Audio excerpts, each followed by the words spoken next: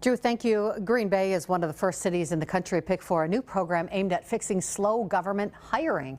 The city has been selected for Work for America's inaugural Talent Accelerator, an 8-week virtual workshop that helps local governments speed up and streamline how they hire. Green Bay's HR and operations staff will spend about 3 hours a week working with national experts in other cities to shorten hiring timelines and make the process easier on job candidates. City officials say the goal is to attract and keep more mission-driven employees in key roles and turn a growing interest in public service into qualified people delivering services for residents, businesses, and visitors.